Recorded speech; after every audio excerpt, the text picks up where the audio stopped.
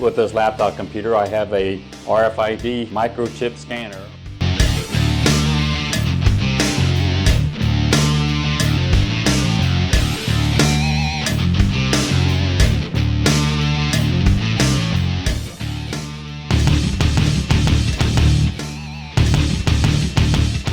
Now, in the computer world, we look for vulnerability, weak links, when it comes to accessing the computer system, because it's a major failure if your customers or your clients cannot access the data on your computer system. For this teaching, if you can't access your digital money, you can't buy or sell. So let's look at weak links between you and your digital money. Weak link number one, computer hackers. Oh, that's always a big issue. All corporations and governments are fighting this issue. Computer hackers. Computer hackers are always a threat, trying to get either your data or in this case, they're going to be able trying to get your money from you. Weak link number two, you will need some sort of electronic device to access your digital dollar account. But electronic devices can get lost, it can get stolen, malfunction, or it can even break, or it can also be easily hacked. Remember when I talked about the woman at the restaurant having a little card reader that she just came to the table, I inserted my card, signed her little device, and the device itself printed a receipt. How easy is that? But it could break or malfunction. Plastic card can be lost, stolen, or damaged, or even it could malfunction. So I would see an alternative to that. The best solution to a plastic card would be a microchip implant that would be your all-in-one device to access everything. You can't lose it, you can't be stolen, and everywhere you go, you would always have it with you. What a great solution. There's a company in Wisconsin called 3 Square Market that actually had 50 employees implanted with the microchip in their right hand, and they would go up to the RFID scanner or NFC scanner attached to the front door of the building, and it would unlock the building for them, unlock the door to where they get access to the building, and then they would go to the computer system, wave their hand in front of the scanner, and it would log them into their computer system. And then they could go to the break room for the purpose of buying and selling. They could wave their hand at the vending machine and get a soda or get coffee or pay for their snacks. By just the wave of their hand, it would scan the microchip in their hand. Now, if you'll notice, there is many vending machines that I see now out in the streets. They're out in stores and different places. The vending machines are equipped with an RFID NFC scanner for microchip implants. And you can see all kinds of YouTube videos where people are actually implanting microchips in their hand for the purpose of using it on a vending machine. Or they could go to a grocery store and pay for their grocery with a microchip implant. I do not see that happening with QR codes or barcode, because a lot of people say, what's going to be a barcode? It ain't going to be a microchip. Well, barcode is old technology. Barcode was around, first implemented, I remember, in 1974, where people boycotted the grocery stores that was using barcodes because they felt that was the mark of the beast. Now everything you go and buy now in the grocery store has a barcode on it. That's old technology. They now want to replace it with microchip, little microchip patches, and it will function the same as a barcode. Now with the microchip implant now, people are using it to access the building, as I talked about the 3 Square Market, but people are using it now to access their home security system. There's a fella even on the internet that had the microchip system implanted on his car, to where he can unlock the car and start the engine with the microchip. And you will be able to use it as in Sweden. There was over 20,000 Swedish people had the microchip implanted in their hands so they can access public transportation, but also it would be used for their COVID passport to show that they've been vaccinated for the COVID virus. So this microchip, I believe, is going to be the future. unless something else comes along, some other technology replaces it. But right now, today, this technology is in place, it's operational, and it can be easily implemented to where everyone around the world will have to have a microchip implant. I could see this very easily happening. Let's continue on. So don't take the mark, the name or the number of the Antichrist in or on the right hand or on the forehead, whatever may be used to buy or sell. Don't be deceived. Now the thing is they talked about, see a lot of articles on the internet and YouTube videos. It's going to be iris scan or hand scan or fingerprint or palm scan. They've got all the kinds of the devices or technology, biometrics, and it cannot be that, because the Bible specifically says you must receive the mark. These iris scans, or facial recognition, that's all parts of your body, your biometrics that you already have. It already exists on you.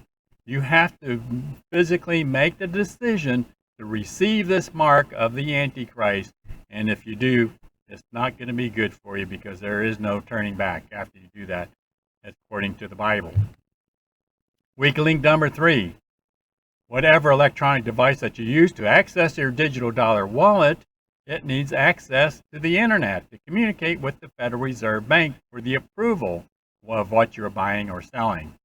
Now, this is a story that just happened to me about 3 months ago. I went to the grocery store. I wanted to buy a gallon of milk. And I went and picked up my milk jug and went to the cash register, and lo and behold, their internet was down. I looked at my wallet. I had no cash money. I had my credit card, but it was not acceptable because their internet was down.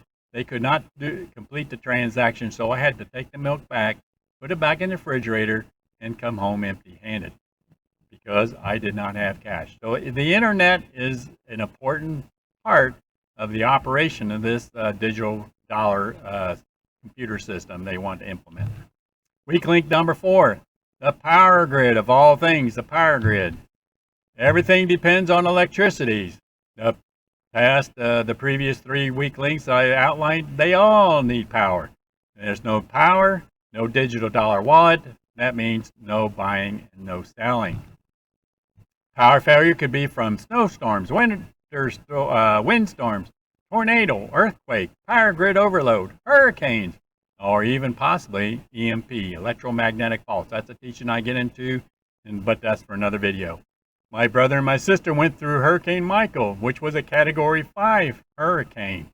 They had no electric, no cell phone, and no internet access for 4 weeks. 4 weeks. And the only people that could buy and sell was people that had cash money. So that is a very big weak link. So weak link number 5, political agenda, the government. Remember, during the COVID pandemic, the Canadian government locked down the truckers who protested the Canadian government lockdown as a result of COVID. The Canadian government locked down the truckers' bank account, and everyone who donated money to help the truckers also had their bank account locked down. In 2020, there was over 196 large-scale internet shutdown by the government in 25 countries. 25 countries locked down their internet. The government locked it down, according to Access Now. The U.S. government, the United States president, can shut down the internet and all communications, which is your cell phone, your telephone, any radio and any television, according to Section 706C of the Communication Act of 1934. 1934, this act was implemented, and now the president could sign an executive order to shut down everything. And if they shut down everything, that means no access to your digital money system. Remember, when they take away cash dollar, the only thing is going to be able to exist, the only thing you'll be able to use to buy and selling would be the digital money system. That's what's coming.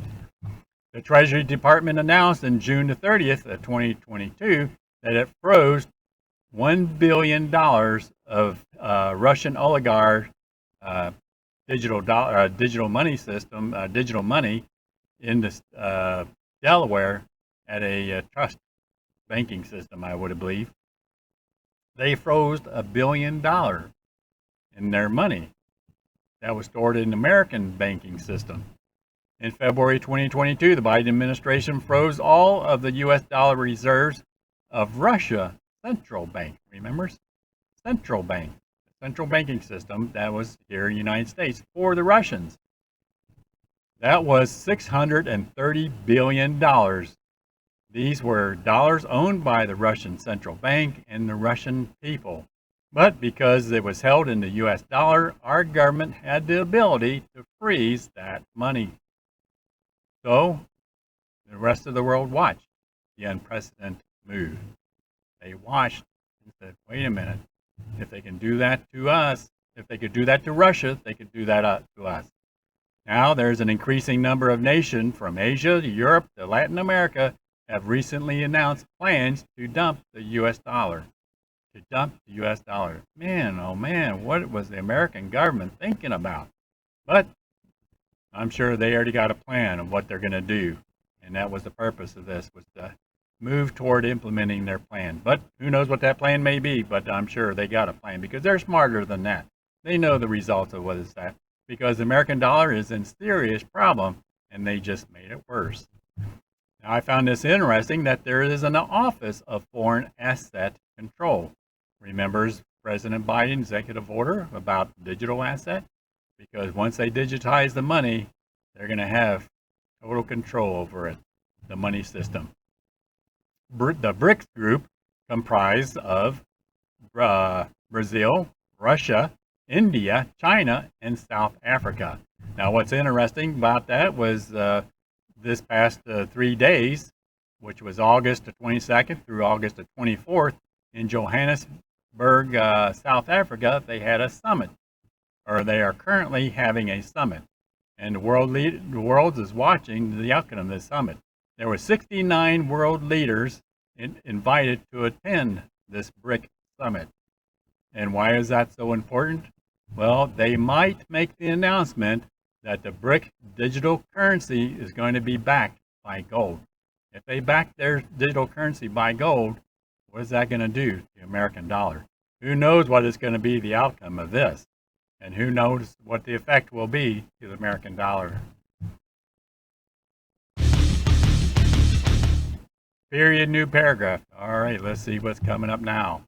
What was done in the past may happen again in the future. Well, in 1929 was the Great American Depression. There was a run on the American bank. People wanted their money out of the banks, but the banks closed their door to its customers. No money, no buying, so people turned to hoarding gold. Now let's look at what happened in the American past. On April 5th, 1933, President Franklin D. Roosevelt, under executive order, declared all persons are required to deliver on or before May 1st, 1933, all gold coin, gold bullion, and gold certificates, Federal Reserve Bank notes. The criminal penalty for violation of this executive order was $10,000 fine or 10 years imprisonment. This is a 1929 gold certificate Federal Reserve Bank note, also known as paper money. All that paper money, gold coins, gold bullions, had to be turned in to the government. In 1933, the average cost of a house was $5,750. The average wage per year was $1,550, which comes out to roughly 74 cents an hour. Can you imagine? 74 cents an hour. The cost of gasoline was 10 cents a gallon. So $10,000 was a lot of money in those days. And today is still a lot of money. I was watching this one financial advisor. He talked about inflation, and he made a very interesting comment that stuck with me. Was it's not that money is it's not that the price of everything is going up, is the problem is the value of our dollar is going down. Our money system, our American dollar, is becoming worth less and less and less. That was an interesting comment. So FDR signed the executive order on May the 5th of 1933. Americans had until May the 1st, 1933 to comply. There was no public vote, no congressional decision. The president just signed a piece of paper, an executive order, and made it so. Now, in the days of horse riding and Model T cars, the American public had 26 days to comply with this executive order, or they faced a $10,000 fine or 10 years in prison. And why was the reason? What was the purpose of this executive order? To forbid the hoarding of gold coins, gold bullions, and gold certificates. See, the government didn't want them hoarding the money. Well, that's what the World Economic Forum wants to do, so people don't hoard their digital money system, their digital dollar, or whatever case may be. They don't want them hoarding, because if they can put expiration dates on the money system, it goes right back into their pocket, not your pocket. Isn't that interesting what they're doing? So,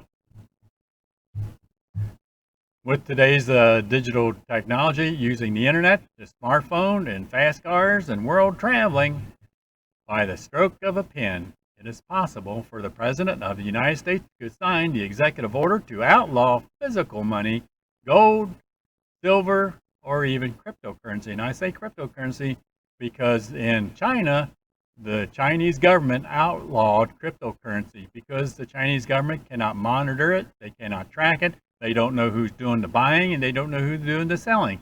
So what better way to resolve those issues is make it illegal to own it. So that may be coming along once they start implementing the CBDC, the digital dollar. That may also happen here in America. Who knows? We'll see what the future holds for America.